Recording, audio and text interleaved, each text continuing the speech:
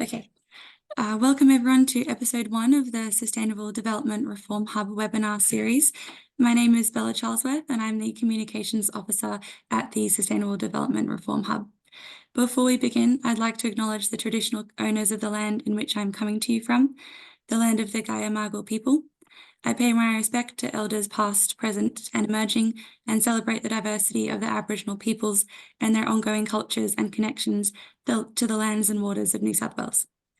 This webinar is part of a monthly webinar series where guest experts will discuss topics related to the 3 pathways of the SDR Hub, that is development beyond GDP, unlocking zero carbon emissions, and economies that work for people and nature.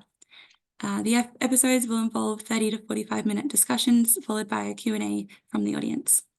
All webinars are live and they'll be recorded and available on the SDR Hub website. So as we gather here today, we've just finished a very large year in sustainable ocean development. Just to name a few, we've had the first 3 meetings of the International Negotiating Committees for the Global Plastic Treaty, the signing of the High Seas Treaty by over 80 countries, the launch of the Coral Reef Breakthrough at COP28, and the launch of the Ocean Action's 2030 Rapid Assistance Fund, so to help countries to implement their national sustainable ocean plans. And there's over 21 countries now committed to developing those sustainable ocean plans to manage 100% of their oceans sustainably. So the sustainable use, management and development of our oceans is at the forefront of many multilateral discussions. However, as we look to 2024, there is still much work to be done. As countries continue to debate important multilateral processes and treaties in 2024, the next steps for every region will be different. This webinar has united experts from across the globe to provide reflections on the progress made in 2023 and the strategies to advance sustainable ocean development in 2024. And this is an important discussion in the lead up to events that we have this year, such as the Asia Pacific Forum on Sustainable Development, Africa's Blue Economy Summit, the UN Environmental Assembly, the UN Ocean Decade Conference, and the Global Dialogue on Sustainable Ocean Development happening this July. Convening regional communities in regular dialogues is essential to inclusive and equitable ocean governance. So today we're joined by experts from regions across the globe, each bringing their unique perspectives and experiences.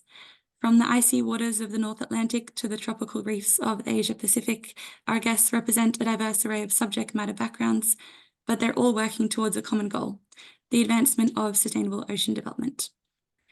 In today's webinar, guests will reflect on the progress made last year and highlight the priorities for sustainable development in the year to come. So we will begin with guests providing a short introduction to themselves and their area of expertise, followed by a panel discussion on the priorities and next steps for this year, and that will be facilitated by Ben Milligan. And this will be followed by a Q&A from the audience. So please submit your questions via the Q&A and I will keep monitor of those. So joining us today, I will give an introduction to each of the guests. We have Juan Pablo Castaneda, Director at Research Institute of Natural Sciences and Technology. Juan has over 20 years experience in natural capital accounting, cost-benefit analysis, ecosystem services valuation, and whole economic modelling. He's used this research to coordinate and advise programs and projects worldwide. We're joined by Kirsten Olsen. She has submitted a recorded presentation, which I'll show. Kirsten is from the Department of Natural Resources and Environmental Management at the University of Hawaii at Manoa. Kirsten leads the Olsen Ecological Economics Lab at the university, and this interdisciplinary lab team uses qualitative and quantitative analysis to value ecosystems and modelling to study alternative economic welfare indicators and policies. Kirsten is a leading expert in valuing nature and sustainable economic growth on environmental and resource policy. We're also joined by Manuel Castillo from the Associate Economic Affairs Officer from UNESCAP, from the Division of Environment and Development. Emmanuel is coordinating a project to advance environmental rights in the region, including procedural rights, access to information, public participation in decision-making, and access to justice and remedying environmental matters. Also, we're joined by Patrick Bogart, a statistical researcher for ecosystem accounting and biodiversity from Statistics Netherlands. Patrick designs, develops, and applies innovative tools for data analysis, visualization, numerical modeling, and decision support within this broad scope of earth, environmental, and economical systems. His current focus is on natural capital accounting and ecosystem services. And we're also joined by Yvonne Waweru, Senior Advisor from the Western Indian Ocean Governance Initiative Project. Yvonne is trained in environmental law and has worked in research and advisory roles for the Western Indian Ocean region for over 7 years. Yvonne is an expert in sustainable ocean governance in the region. And I'll now hand over to the experts to introduce themselves. So we'll start with Juan to give a short presentation. We can see that. Thank you.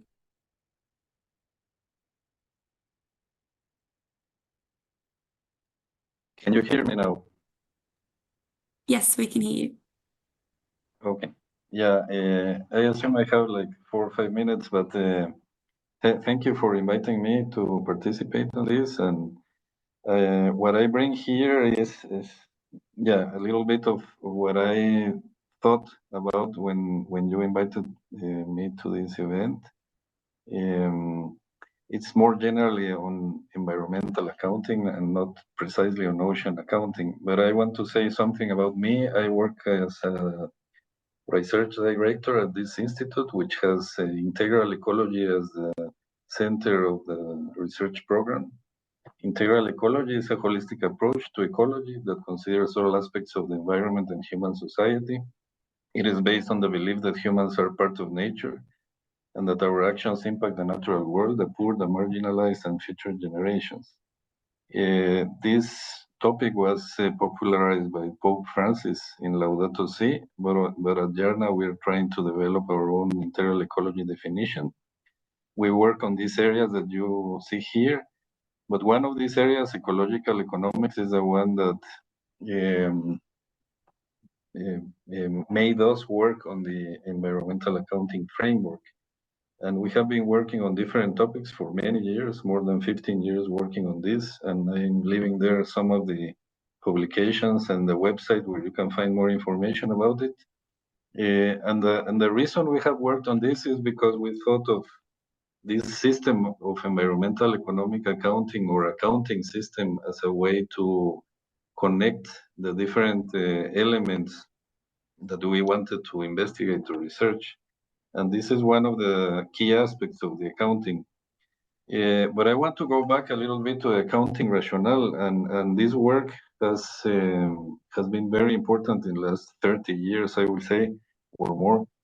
And the main rationale initially was to go beyond GDP. And I think it's important to keep that in mind because the idea was not to create new accounting frameworks, but the idea was to extend, expand, or make more explicit some of the elements that were missing in the GDP measurement. And I brought this information about WISE. WISE is a program that is happening in Netherlands right now, led by Rutger Hoekstra. And they have been reviewing all the different frameworks that will allow to measure sustainable development or that are aiming to measure sustainable development. And what they have found is that there are many frameworks. There are many ways of looking at sustainable development, and we have to be careful in every country to put it in the correct context and the policy context. And the policy context is very much related with the economic rationale in this interrelationship between economic assets and natural assets. We know that there is an overuse, and sorry, it's in Spanish, but I didn't have the time to put it in English. There is an overuse of this natural capital or natural assets, and there is an underinvestment of economic assets in natural capital or the proceeds of economic assets in natural capital. And this is generating a vicious circle that we have to stop. And the accounting framework is useful in the sense that it simplifies a very complex situation and tries to focus in terms of flows and stocks. And this allows to look at this in a more simplistic way, but at the same time in the rationale of the policymakers, in which they see how to reform and implement public policies to create markets and look at double dividends. I have been working on this for a long time. I produced this paper with Michael Wardon, Michael Nagy, and Short from Netherlands. Michael is very popular in these topics in environmental accounting and has written a lot of things. But we wrote this paper, which I think is very important, on how this system, especially in less developed countries, can allow to standardize and to generate better information for policymakers. And these triangles show more or less what will be the narrative that we want to share with different audiences. In the case of the basic statistics, well, policy analysts are used to work with basic statistics and big data and information that is not organized in a very specific way. But the accounting and modeling frameworks allow to transmit this information to policymakers, and the headline indicators, which are at the top of the triangle, will help identify things that the general public can see. The accounting standard is important. Many people are developing accounts in different ways and in different forms and for research purposes. But I think the accounting standard is very important in the sense that it allows to have a global common process. And if I can recommend something, is that these ocean accounts try to merge into the global process of developing accounting.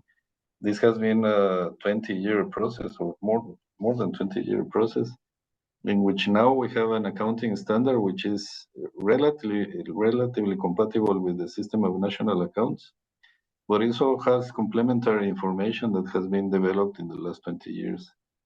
There is a lot of things that need to be done in the next few years, but the number of countries working on accounting is increasing. And in the case of Latin America, for example, I will say that the rationale of having this integrated accounting framework for blue economy, for oceans, for forests, etc., is very useful in the circumstances, and we have a lot of difficulties in terms of data quantity and quality. And I just brought this quick example of Indonesia. Sorry, I don't have a Latin American example, but we worked with some colleagues from the World Bank doing this work. We produced this ecosystem accounting framework, in which we had the extension, the monetary accounts, the condition accounts, and the ecosystem services accounts. This was published in a report, the World Bank report. And the idea was to inform the decision of restoration and conservation of mangroves in a very large investment that Indonesia was going to have. So the accounting framework also can be dealt at the micro level, not only at the country level. So it's useful for different purposes and different uses. So thank you very much. Great, thank you, Juan. I'll show the presentation that Kirsten sent in now.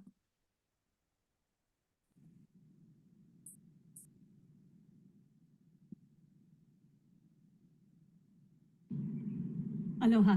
Thank you all so much for participating today. I want to thank the organizers of this. Before I keep going, can I check that you can hear the sound? Loud and clear, Bella. Great, thank you. This webinar series for inviting me to talk with you about alternative economic welfare indicators, and specifically about how oceans are or are not included in these efforts. My name is Kirsten Olsen. I'm a professor of ecological economics with the Department of Natural Resources and Environmental Management at the University of Hawaii at Manoa. I've worked on alternative indicators of welfare since the early 2000s, most recently with the state of Hawaii. I am really sorry I can't be there live to better participate in the panel discussion. I look forward to talking with all of you at upcoming webinars and meetings. If you have any questions for me, please do reach out. I provide my email at the end of the presentation. So a roadmap for my short talk today is I'm going to talk to you about problems with GDP as a measure of well-being and the effort to move beyond GDP. Then talk about the alternative indicators that are out there, including their specific aims. We are all oceans people, so I'll discuss how, if at all, oceans are included in these alternative economic indicators. Then I'll conclude with some thoughts about what needs to be done moving forward. So why go beyond GDP? GDP is an indicator of the earnings from production within a geographic boundary. It's a gauge of wealth of a country. It's seen as correlated to increases in welfare for citizens. It was invented in the 1930s to help the US recover from post-World War II depression. The problem is GDP does not provide a measure of the quality or costs of economic growth. More production and consumption drives up GDP, and GDP does not provide any information about the quality of that economic activity.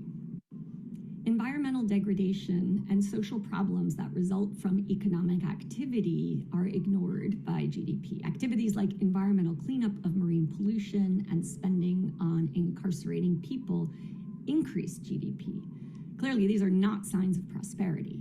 Furthermore, the costs of conservation come at the expense of GDP, and all non-market benefits from ecosystems are completely ignored. For instance, the value of the ocean is only counted once the fish are harvested. In short, GDP isn't telling us what we need to know if we want to be on a sustainable and equitable pathway.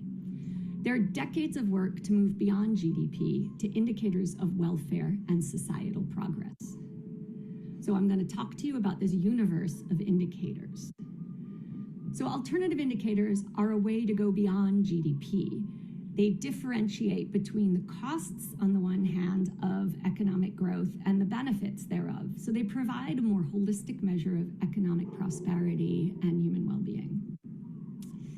The aim is to facilitate policies and transformative change that promote activities that are economically, socially, and environmentally positive, and to promote environmental conservation and social investment. In other words, better policies for better lives. So what general categories are there? So indicators come in two general varieties. So they either adjust GDP for environmental and social costs and income inequality to produce a version of a green GDP, and these are usually expressed as a single metric and composite.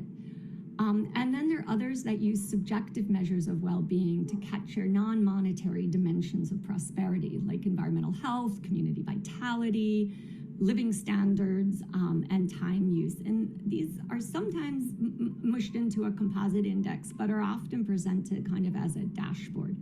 So I provided two axes on this graphic, and I'm going to plot the different indicators, but let me explain the axes. So along the top, we move from those indicators that express things more in dollar terms and are more kind of adjusting GDP, so that first category, to the right-hand side, which is more qualitative, more subjective measures. I have a second axis, the y-axis, where some of the indicators really focus on environmental issues, so the plant, and others more on social issues, so the people. So let me just put these up here. So these are some of the leading alternatives.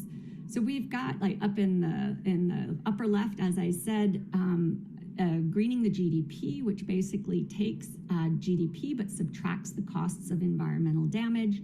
We've got the World Bank's genuine savings, which includes factors such as public investments in resource revenues, the public reinvestment of the resource revenues, as well as the social cost of pollution. So that gets counted. We've got a similar metric, the UN Inclusive Wealth Index, but this is less of a flow measure and more of a stock measure. But the idea there is that you can measure the wealth of nations across a comprehensive production base that includes manufactured, human, and natural capital. And then we have the genuine progress indicator, that pinwheel, which is one of the indicators I've worked a lot on, along with the inclusive wealth. And this is the idea that you have social, environmental, and economic changes that you adjust GDP for. And then on the other side, the right-hand bottom corner, we've got some of these other holistic indicators like the Happy Planet Index, the Human Development Index, the, let's see what else have we got there, Thriving Places Index.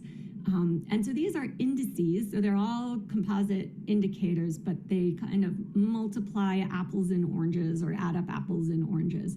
And they, so they're really an index of qualitative data.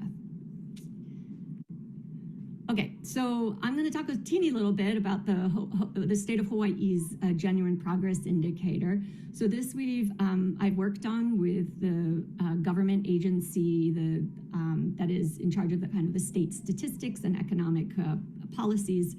And as you can see here, we're tracking the genuine progress indicator. It starts as an economic indicator with adjusted personal consumption expenditure. Then it adjusts for public and nonprofit provision of goods and services and built capital services. Then combines with social indicators, again, the social and human capital services and social costs, and then the environmental services from protected areas. So those are your ecosystem services, pollution costs, and then the loss of natural capital is deducted. And all of these you can drill down into and see the calculations and the data sources. It's very transparent, but at the end of the day, what it's doing is adjusting personal consumption expenditure for inequality and then these economic, social, and environmental changes. Okay, so that gives you a very quick overview of kind of the world of alternative indicators. And I want to move on to the oceans and where oceans fit in these indicators. So how are oceans included? So my experience is mainly with wealth accounting, so the genuine savings index and the GPI, the genuine progress indicator. And the short answer is, unfortunately, that well-being from oceans isn't counted well, if at all. These accounts do sometimes include fisheries, but mainly the commercial fisheries and some potentially the recreational activities from sport fishing. But there's no coverage of the non-market benefits, things like coastal protection, recreation, and cultural services from the marine system, nor is there any coverage of marine pollution. So we've got a long way to go, as I'll talk about in a moment. We have to include fishery stock assessments, changes to renewable and non-renewable resources in the oceans. In the Hawaii case, what we did do is we tried to include some of the services from coral reefs, but the data were too scarce to include alongside the other environmental factors. So even within my own state, we have some work to do.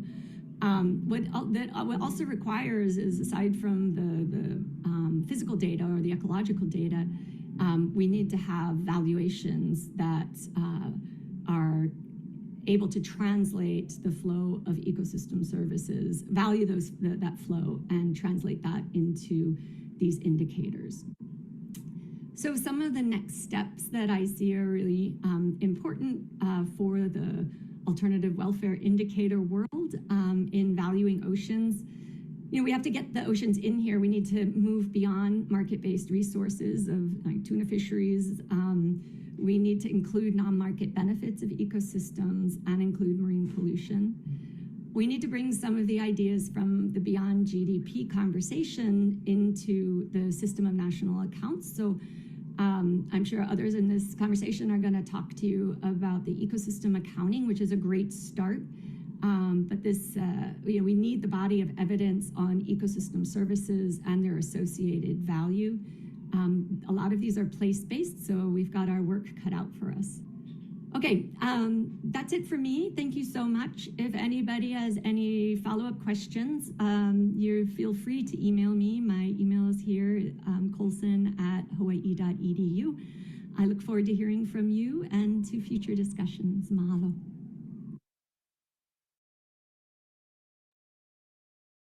Okay, that was Kirsten. It was slightly longer as she's not here for the panel discussion, but if you do have any questions, you can ask us and we'll pass them along or send them to Kirsten directly.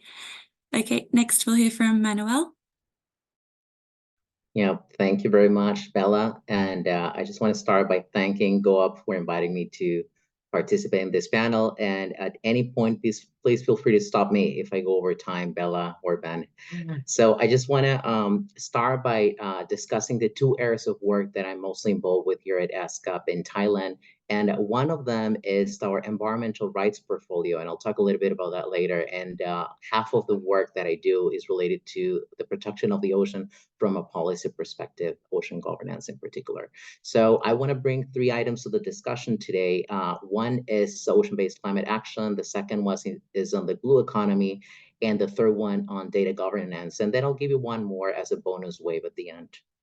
So first, in ocean-based climate action, since 2019, when that IPCC report, the special report on the ocean and the cryosphere came out, there was really like no more question about the relationship between the ocean and climate change, but rather what we're going to do about it. So we saw the direct impact in the UNFCCC negotiations when that was incorporated into the dialogues every year as mandated. And now what we see at the regional level in Asia and the Pacific is that there's a lot of demand and interest from our member states to discuss more about ocean and climate. So just to give you an idea, in May last year, member states adopted a resolution to promote ocean-based climate action and mandating the Secretariat to provide the space to discuss this and identify opportunities for regional initiatives on ocean-based climate action. So this year, we're organizing the annual Asia Pacific Day for the Ocean, where the GOAP is our very loyal and supportive partner. And we're going to focus on ocean and climate synergies because the demand is so high. And this is part of the accomplishments that we have seen in the past year and that we see moving forward as well. Now, on the blue economy, another big surprise last year was the adoption of the ASEAN Blue Economy Framework. We had discussions, there had been a high-level declaration. We had supported ASEAN under the leadership of Brunei a couple of years ago in development of the Blue Economy Declaration. Well, now we have seen that this has materialized into a framework that's more actionable. And what we see is that the shift has changed. There's a new perspective in ASEAN. There's a new understanding on what the ocean means to the region and to the communities across the region. So if you see, if you take a look at the definition on your screens, you see how this is all the three pillars of sustainable development are embedded in this new ASEAN Blue Economy Framework. So a couple of years ago, when we had the initial inception on what the declaration should be about, I remember having this exchange and people were questioning, is this the green economy? Is this a blue economy? Can we tell them apart? I think that, like beyond the color and, it's really important to understand that now there's no more discussion on the importance of the blue economy, but it's like how this is integrated into national and local policies, including, with different industries such as the fisheries or in tourism, like Kirsten was talking about earlier. And then the third point on the ocean data governance. In itself, data governance is a whole area of research. So I'm not going to go into all the details about this. What I want to highlight is the progress that we have seen in terms of access rights. So when we discuss environmental rights, we talk about substantive elements and procedural elements of environmental rights. And what's called access rights is basically the implementation of Principle 10 of the Rio Declaration, which includes access to information, public participation, and access to justice. So we're talking about having standardized data. We're talking about the quality of the data. But what's important is who has access to this data, when they have access to this data, what they're doing with this data, and where this data is being published. And so when we talk about when this data is released, it's important to think about environmental impacts assessments, or within the framework of the UN Declaration on the Rights of Indigenous Peoples, free, prior, and informed consent. So we need to have additional normative frameworks in the region that really support and promote access to information for its practical use. And this can be in terms of, identifying payment for ecosystem services, or just to inform policymakers in general. It's just like Juan Pablo was mentioning before, when you show that pyramid, that at the end of the day is how you use this information to inform policymakers, but also how this information is used for end users. We're talking about, within the context of ocean and climate action, about the loss and damage fund, right? Well, if you want to establish damages, if you want to think about discussions on remedy and redress, it's very important to understand what information is out there and how this can be quantified so that we can move forward with these global processes.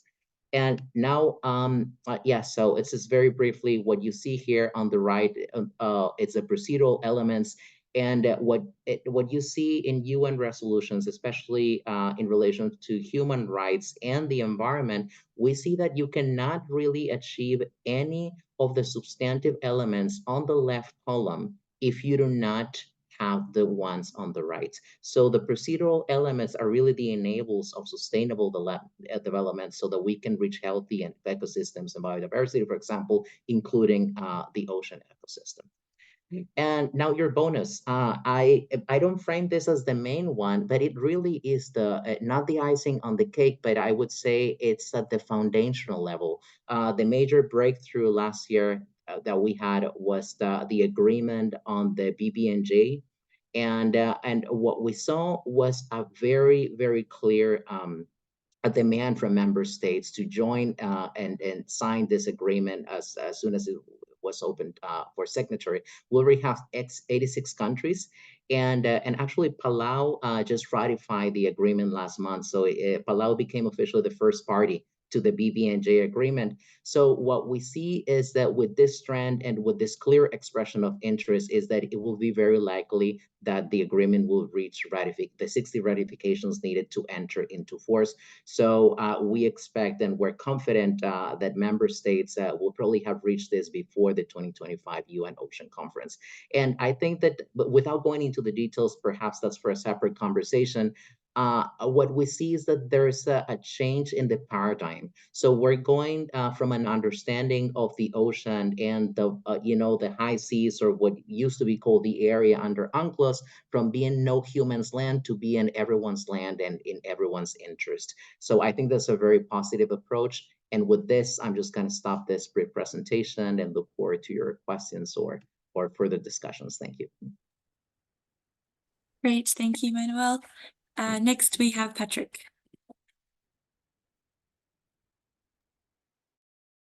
Thank you. Let me share my screen.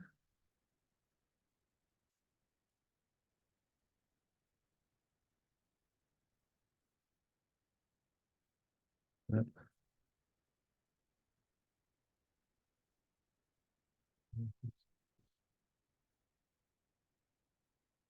Let's move to almost there.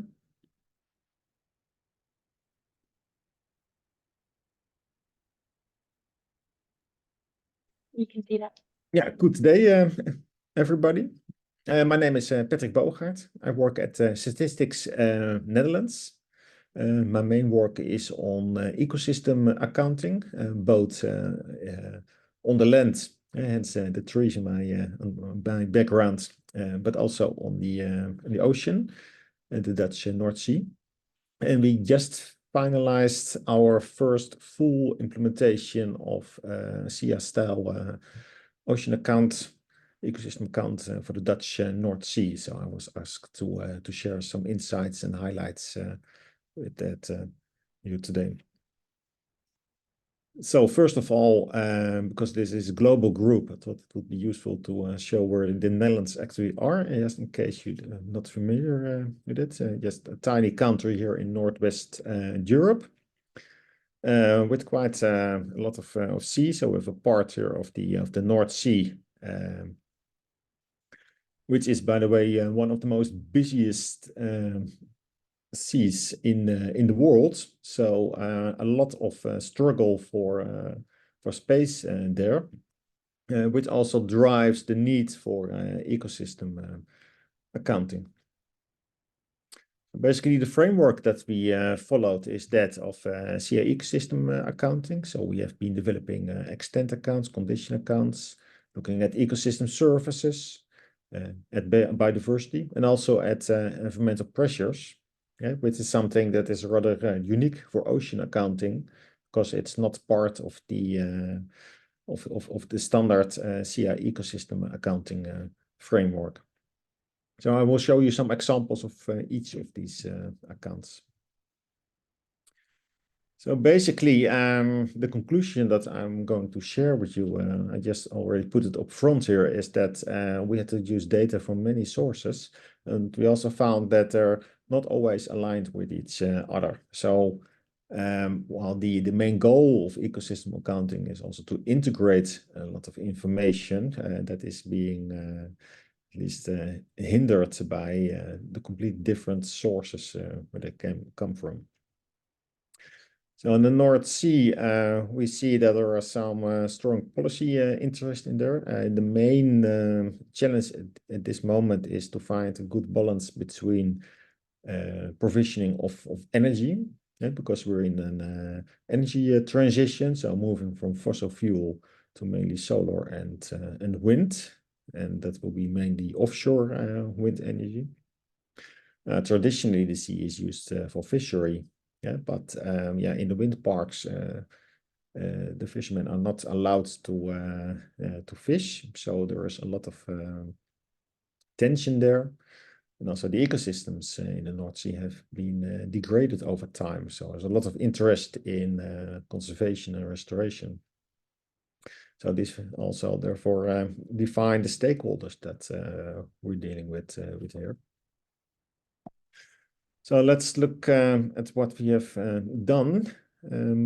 So this is just one example of our results on the extent account for the North Sea. Obviously, as a statistical office, we don't go out in the ocean ourselves, but we have to rely on data sets. And in this case, mainly for the whole of Europe, the best data set that is available is in a European map, which is being updated every few years now. But when we looked into what's actually on this map, we found that it only describes the abiotic parts of the North Sea and of all the European waters. So the purpose of ecosystem accounting, the eco part of ecosystems is currently lacking for in the data sources. The second account is the condition account. And again, we reused a lot of existing data.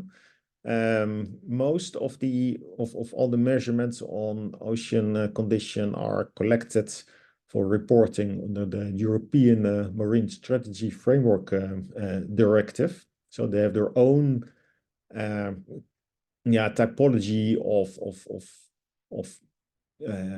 biodiversity state and environmental pressures. So what we did in our study was mainly to cross-reference all that information with the so-called ecosystem condition typology, which is used being SEA. And then we found, for instance, that not all the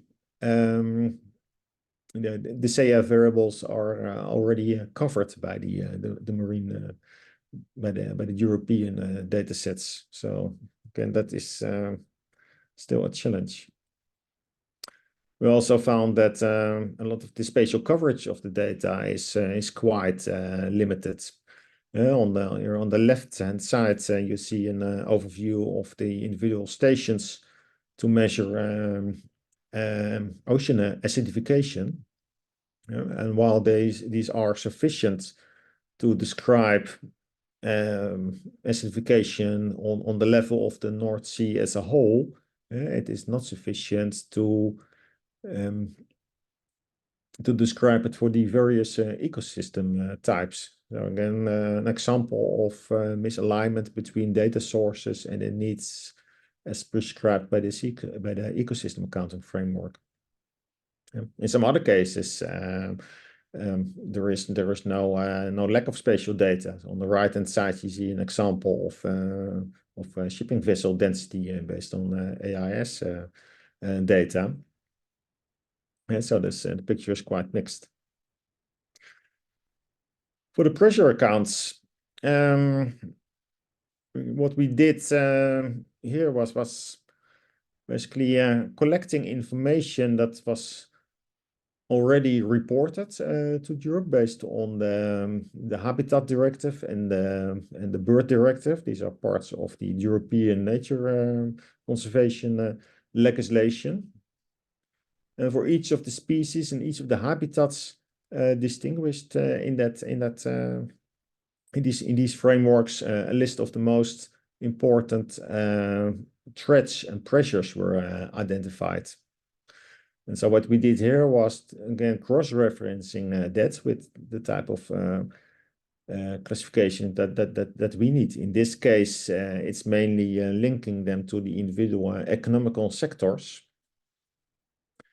in order to develop pressure accounts that are like a mirror image of the supply and use tables to report ecosystem services. For biodiversity, we applied the methodology that we developed here in the Statistics Netherlands for multi-species indicators, which are for more than 90% identical to the methodology used to develop the Living Planet Index. So here you see an example of this multi-species indicator for groups of fish that either favor cold or warm water temperatures. Yeah, so you see quite nicely here that from 2010 climate change signals becoming apparent in this fish data. Yeah, and these are all observations. It's not modeled biodiversity data. It's all. And for ecosystem services, we developed quite a basket of services, looking at several provisioning services, mainly fisheries, but also regulating, like climate regulation and waste remediation, but also abiotic service like wind energy, cultural services like tourism. But we also saw that this table then summarizes the monetary value of these ecosystem services. That for some of the more important services, the uncertainties in the valuation are rather large, and we also found that by applying the appropriate methods, that for instance for fisheries, the value can be even negative, because the cost for the fisheries is barely outweighs the profits. So again, the challenges that we met here is that in order to compile all these accounts, we had to use a lot of existing data, but they were not always well aligned with each other. And in order to support the policy applications of this work, I would say the main challenge is how to serve the public debate on these topics, on how to shape the use of the North Sea in the near future with data. That's it. Thank you. Great, thank you, Patrick. And we have our last panelist, Yvonne. Thank you, Bella, and hello to everybody from whichever part of the world you're joining me from. I think I'm the only one who doesn't have a PowerPoint presentation, and I hope to cover everything orally. That's mainly because I will focus my talk to what's been happening in the Western Indian Ocean region with regards to the development of an ocean governance strategy.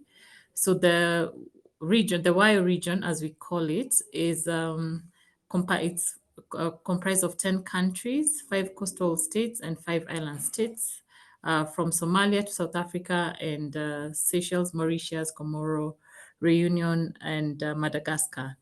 So 2023 has seen some significant progress for the region through the Nairobi Convention, which is the regional seas program for the area, to develop an ocean governance strategy. This work, however, dates from 2015, from a declaration from 2015, which mandated the countries to develop. And the mischief or the challenge that was being addressed is to provide kind of an integrative mechanism for regional cooperation and collaboration. As you may all know, ocean governance is usually fragmented across sectors, across jurisdictions, and across skills.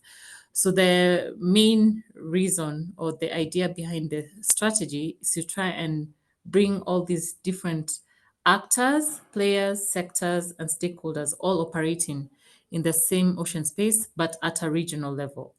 So the process has been led by the 10 countries, the contracting parties of the Nairobi Convention, and includes other important players, for example, regional economic bodies of the region who have representation in the task force, and other stakeholders from private sector and also representatives of civil society and local communities. So the process has involved consultation with a broad range of stakeholders from the region through what we call technical dialogues on several topics that were identified by the task force. So through these dialogues, the task force has been able to identify the priorities for the region and what actions need to be taken to address those priorities or address the challenges identified, and also solutions, especially with regard to who should take leadership in the region with that particular sector. So 2023 has seen the process come to a tail end, and we managed to have different dialogues from ocean accounting to marine plastics, marine protected areas, financing, just to mention but a few. And we also had a technical dialogue on the BBNJ treaty and identified some actions that countries can take regionally to advance the implementation of the treaty. So in addition to that, we've had a parallel process, which is supportive of the ocean governance strategy for developing an information management strategy. And so this is aimed at trying to bring together the different information that is there with different actors, with the countries, with the other stakeholders like NGOs, into a cohesive framework which can be useful for decision making. And so this strategy has also been completed last year through the same approach, a multi-stakeholder working group working together to define the priorities for the region and the mechanisms for implementation. And it covers important aspects such as how to govern data and information in the region, how to share information and data, which is also a very sensitive topic. So after many months of consultation and engagement with different sectors and stakeholders, we had a very important regional meeting called the Marine Regions Forum, which was held in November in Dar es Salaam, Tanzania. So the Marine Regions Forum is not a regional platform, but a global platform. And for the first time, it was happening in the region, and it brought together not only actors from the region, but from other marine regions. So through that platform, we were able to share with other regions on what we've been able to do in terms of developing the ocean governance strategy. I understand it's the only region that has such a strategy. Pacific is somehow starting theirs. And so the aim of that consultation was, number one, to validate what the countries have come up with, and also to get input from other experts in the field. So this was very important, especially in terms of getting the buy-in on some of the proposals there. So we are now finalizing. I think it should be ready by end of March. So it's been a demonstration of how to bridge sectoral divides. As we always say theoretically, that ocean governance is fragmented, but through this process, we have seen how we can bring people together, agree and consolidate and put something together, which in a very participatory process, which can then be taken forward for joint implementation by the countries. I think that's 2023 in a nutshell for the WAI region with regard to the ocean governance strategy. Thank you very much. Fantastic. Thank you, Yvonne. Thank you to all of the panelists for your introductions. We'll go to a discussion now, so we'll include audience questions and general questions. So I'll move to Ben to facilitate that. Thanks, and hi everyone. Ben Milligan, I'm a director of the Sustainable Development Reform Hub, organising this conversation. We've had several really interesting questions come through, and also very interesting was the range of perspectives from our excellent panelists. My suggestion for how to proceed is we run slightly over time, but if anyone needs to leave, please just leave. We recognise everyone has a busy diary. So what was interesting to me, if I try and reflect poorly the richness of the perspectives, was that we have in the recent past rapidly evolving developments at a governance and vision setting level. And we heard two regionalized examples of that, the work that Manuel talked about with, for example, the vision setting in the SCAP member states community around what ocean and climate change linkages should look like and how that relationship should be conceived, the ASEAN Blue Economy vision, the importance of participatory elements and equity elements and data sharing. And then Yvonne gave us a really current example of the rapidly evolving regionalized ocean development governance in the Indian Ocean, or touching on the interconnected economic zones in the Indian Ocean. And then, so that's at the policy setting level. And then we go down to the rich world of organized data and analytics for decision-making within governance frameworks. We heard both conceptual overviews and very practical examples from Kirsten, Juan Pablo, and Patrick from different geographic contexts, and a lot of potential there in the ability to collate the insights we need for the future we want for our ocean. But it's probably fair to say, if I can challenge the panelists, that we are not yet delivering on the promise, either at a governance or an analytics level. That's what our scientific assessments of trends in sustainable ocean development tell us. So in that context, and synthesizing some questions from our audience, I'd really like to ask each of the panel members in 2024, either at a governance or a technical level, what would you really like to see? If you had to pick one challenge that we could do better at, what would you like to see the international community of champions around these issues focus on solving tangibly within 2024? So Yvonne, you mentioned implementation of strategies right at the end of your talk. So I'm going to start with you first. In 2024, on our road to implementation of regionalized ocean governance in the Western Indian Ocean, what would be top of your list of challenges we need to solve? Okay, so thank you very much, Ben, for that. I don't think there's any shortage of policy frameworks. You know, every year there's something that's coming up, a new agenda or an improvement of an existing agenda. As I think what we really need to move to is implementation, and there are, you know, very concrete, measurable targets that have been set in place. And I think the top priority for me is the first is on the Kunming-Montreal Protocol, and which was agreed already, and countries moving forward to implement the 30 by 30 target. If I speak of the WIO region, for example, most countries are just below 7% of MPA coverage, and which tells you they have a long way to go to meet that. And 2030 is not very far off, and so I think there should be accelerated effort and action towards this. And also this would be supported by the ratification for the BBNJ treaty. I mean, we only have one country that has ratified, and it is a very, I would say, political process to ratify for each country. It has to go, in most cases, through cabinets, then through parliament, which can take quite long.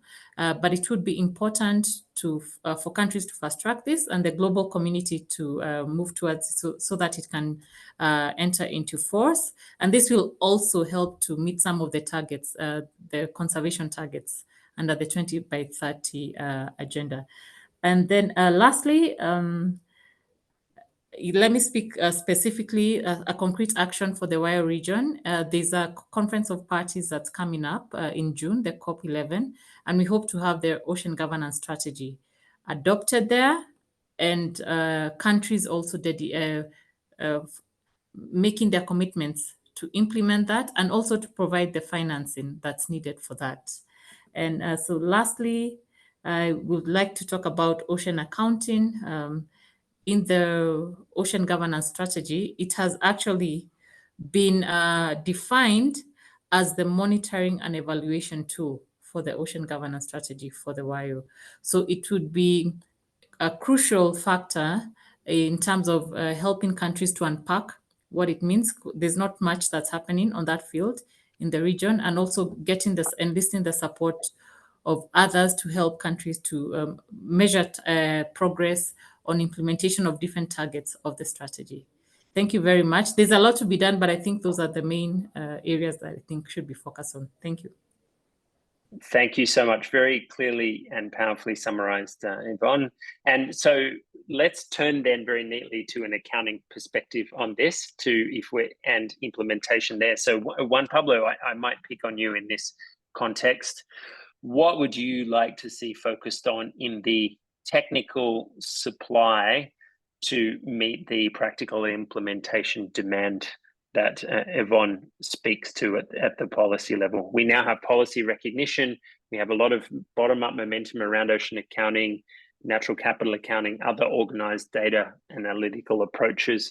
What are we missing, and what should we focus our efforts on in 2024, in your view?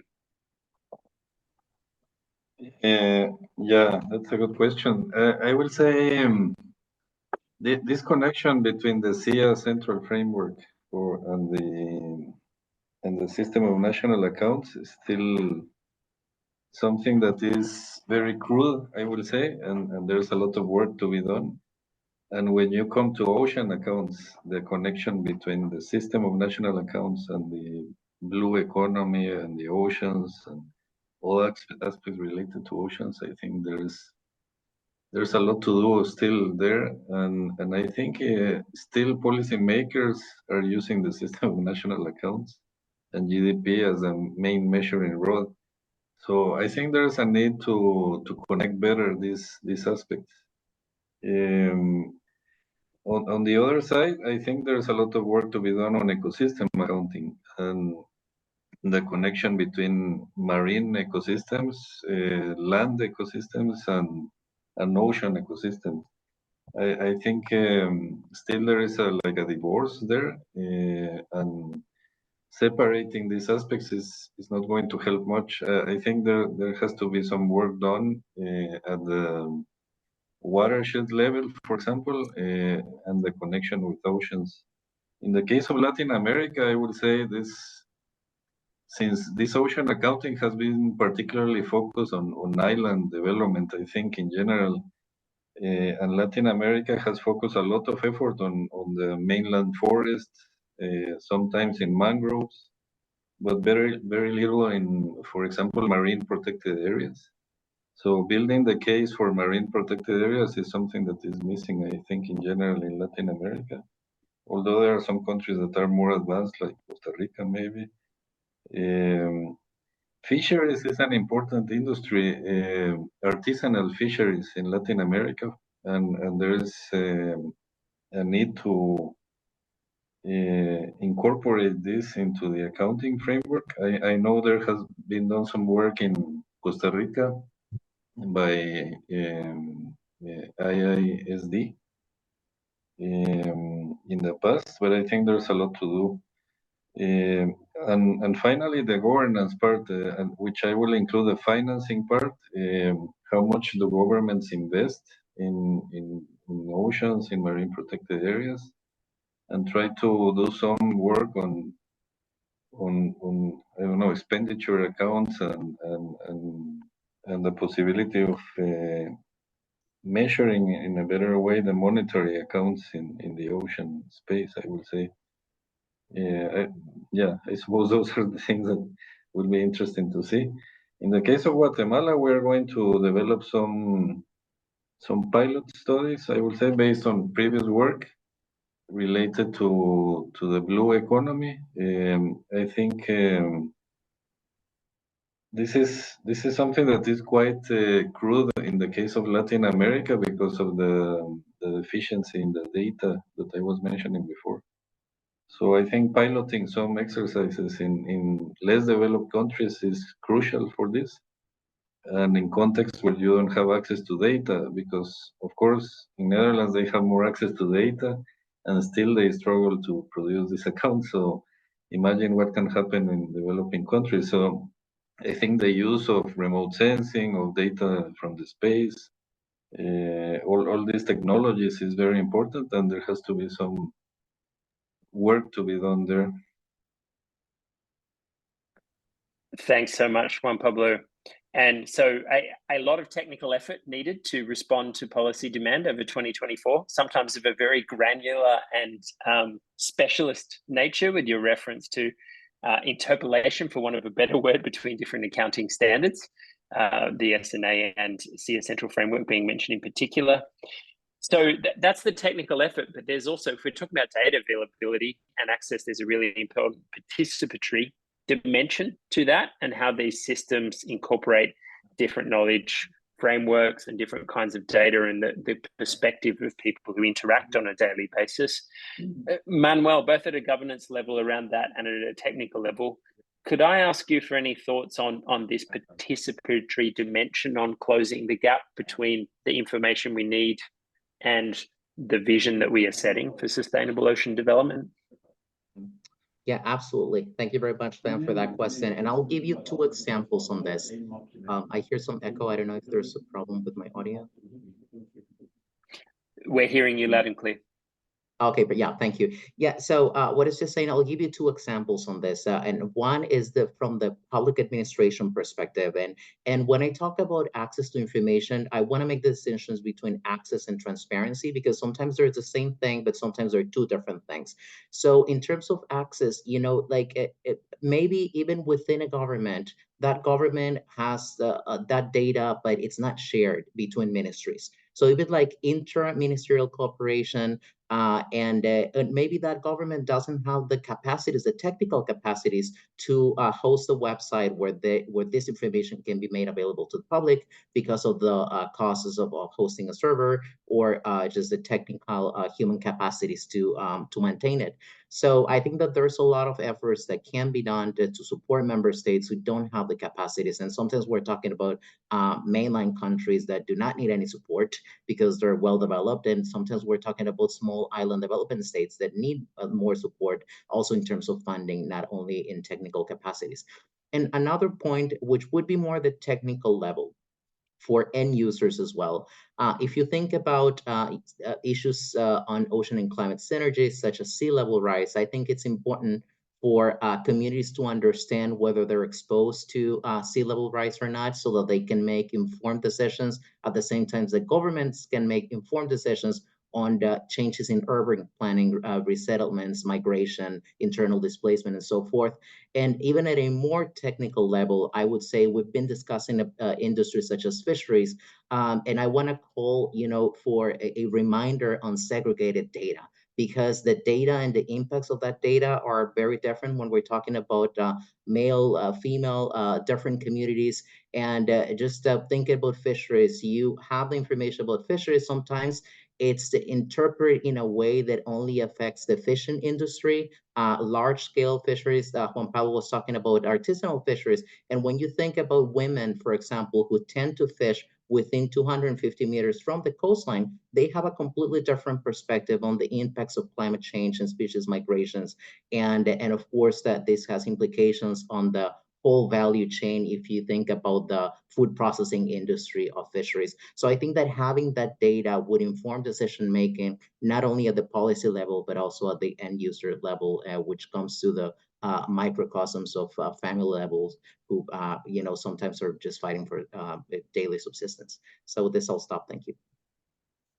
Thanks so much, Manuel. Yes, it's a useful reminder of how grounded in different social groups and personalities this very important issue is. Patrick, you have the last reflection opportunity. And last time you finished your presentation with a very broad catchphrase of the key question is how to serve public debate with good data. And so that's a nice question for you, actually, rather than a rhetorical one. What can we do better in that context for 2024, either in a Dutch context or more globally? Yeah, good question. Thank you.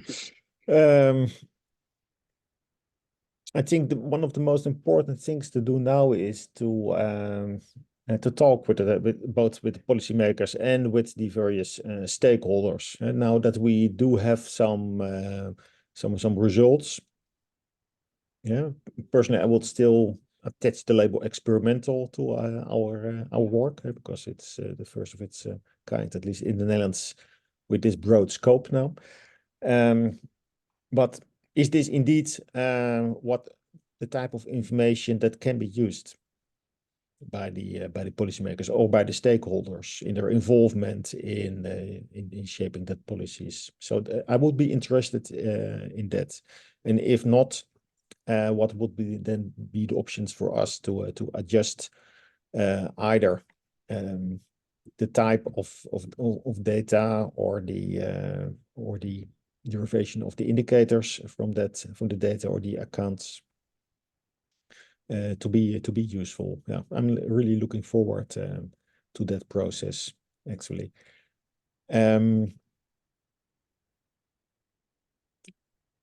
With that said, there are two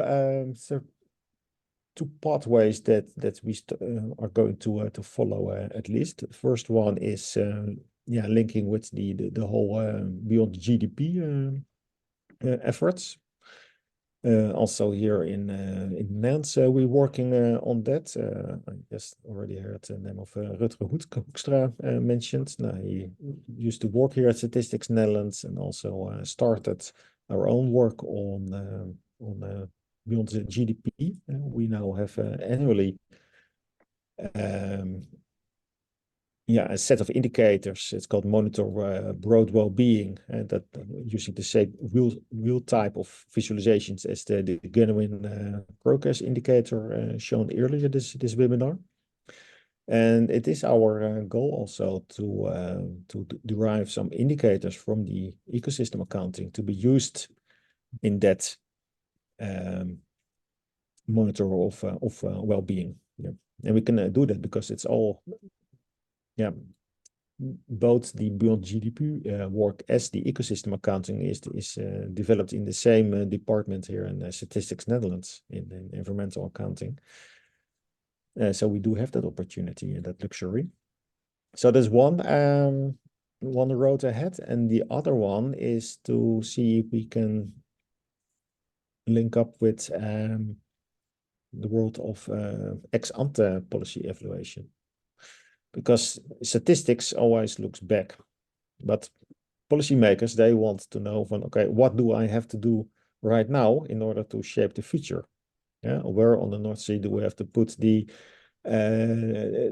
offshore wind parks? What shall we do with the fisheries industries and with the shrimps and so on? Yeah, but we do not have any mandate to do anything on scenarios. And some other institutions in the Netherlands are working on that. For instance, they developing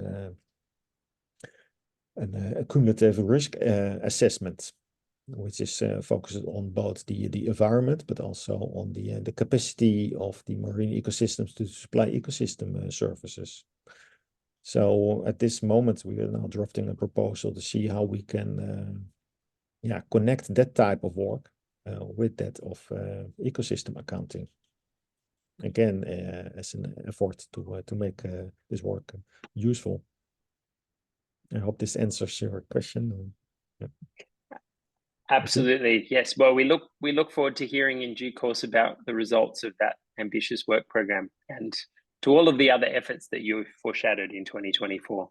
So with us running not too terribly over time and keeping the integrity of the discussion for the recorded audience when this is posted online, I might call time now on the discussion. Thanks for the questions, which I synthesized, and over to you, Bella, for final remarks. Yes. Thank you everyone for joining. Thank you to the audience, and thank you very much to the panelists for being part of this conversation. Thanks to Ben for facilitating. I think in the interest of time, I'll wrap up there, but the audience can feel free to send questions through after this as well. And if we didn't get to your question, I'll try and get it answered for you soon. Thank you everyone. I'll close it there. Thanks. Thank you.